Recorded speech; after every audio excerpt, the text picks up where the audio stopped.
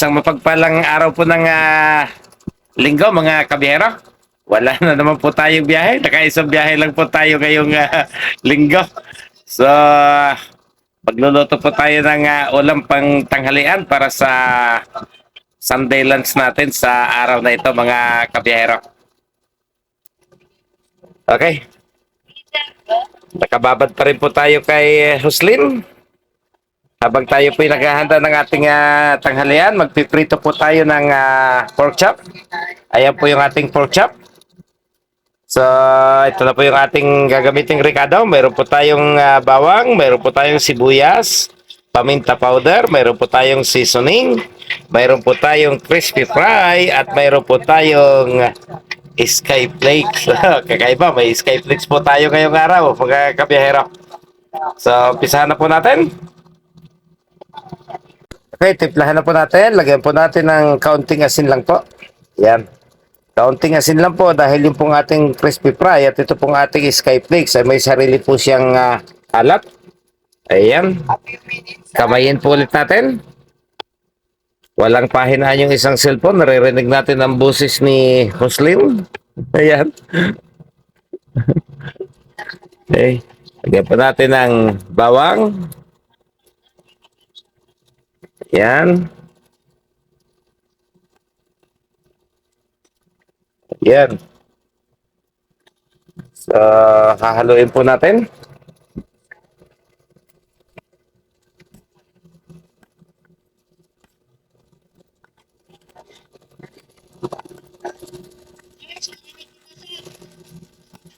Babad po natin ng ilang minuto bago po natin timplahan.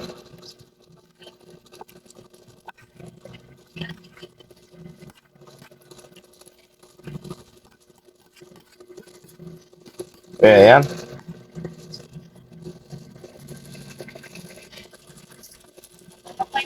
Lagyan na po natin ng paminta. Ayan. Lagyan po natin ng seasoning. Pagkatapos, lagyan po natin ng crispy fry. Ayan. Hindi lang sa manok, pwede rin po sa pork chop. Ayan. May sarili po siyang alat, kaya wag po nating papakaramihan. Okay? Halo ulit.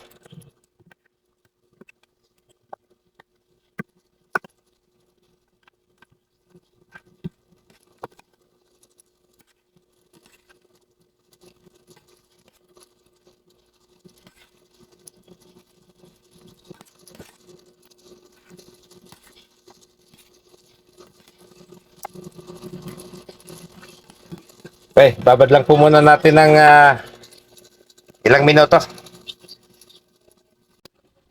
Okay, nagbati pa rin po tayo ng itlog, mga kabiyahero.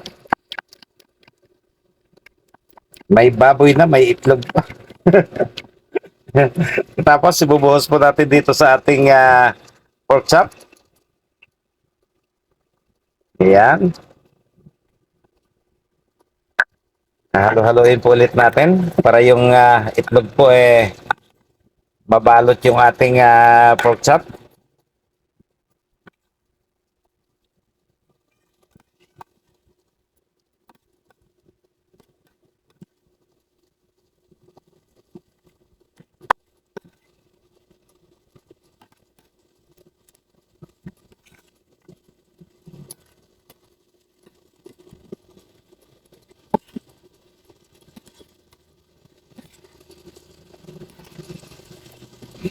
Ayan. Halos na-coated na po siya ng itlog. Ayan. So, kamayin na po natin para mas maayos po nating malagyan ng sky flake sa breading. Ayan. Bago po natin iprito, ganunin po natin. Ayan.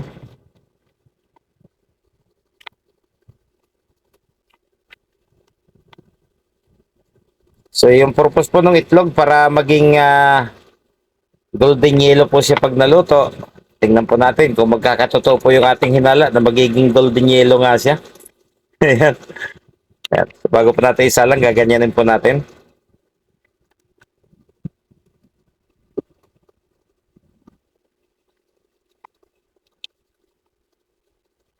Ayan. Tapos, isasalang na po natin sa mantika. Okay, nagbuhay na po tayo ng apoy. Pinaiinit na po natin yung ating frying pan. Ayan, lagyan na po natin ng mantika. At painitin po natin.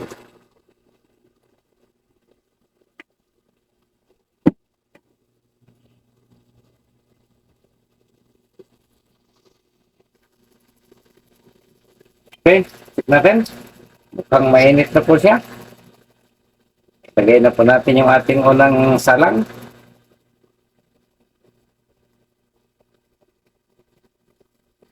Yun. Medyo malaki yung pagkakadurog natin ng ating skyflakes na ginawa natin parang breadcrumbs. Ayan.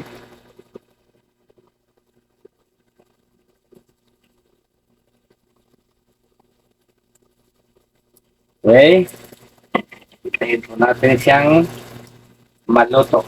Ayan.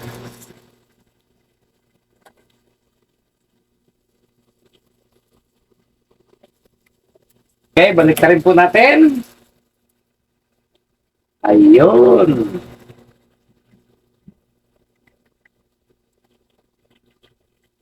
Lalo na po yung ating ginawang apoy para hindi po siya matutong ng medyo hilaw yung loob. Ayan.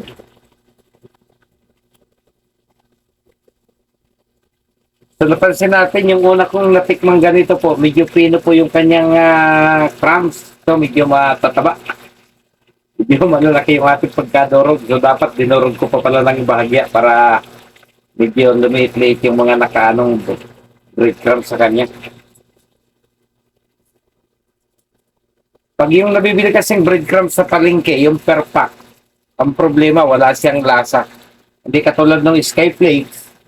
Kapag kinagat mo, may sariling linamnam po yung kanyang pinakang breadcrumbs dahil may lasa po yung Skyflakes.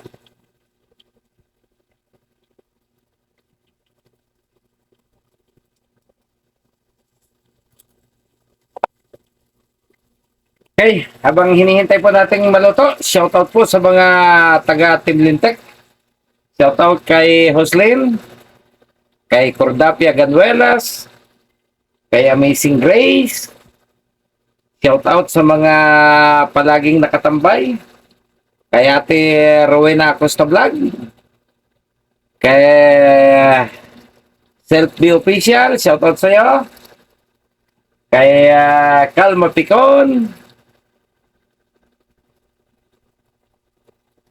Sino pa ba?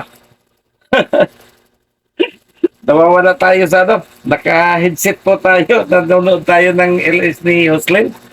So nawawala tayo sa focus kung sino-sino yung ating isa-shoutout.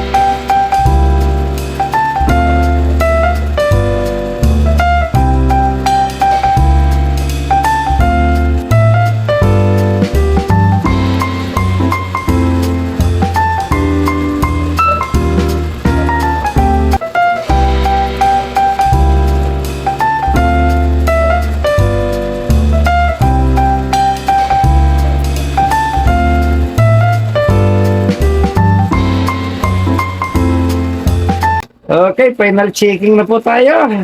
Ayan. Okay na po siya. Ayan. Ang tagal pong lutuin. Hindi po kasi natin pwedeng persahin yung apoy. Baka po siya makremate instead na maprito.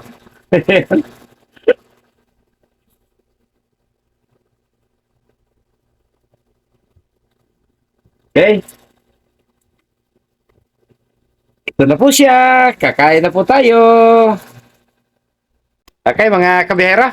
Tapos na po yung ating 6 na pirasong pork chop lutuin. At in fairness, masarap po pala talaga yung parang medyo nakikrispy yung pinakang ano niya, breadcrumbs na ginamitan po natin ng skyflakes. Napakasarap po niya. Napakabango. At naglagay na rin po tayo ng toyo with calamansi plus 1 sili. Ayan. At nagtitimpla na rin po tayo ng melon pangontra sa init ng panahon bago po tayo magtanghalian mga kabiyero. Okay, salamat! Salamat, salamat!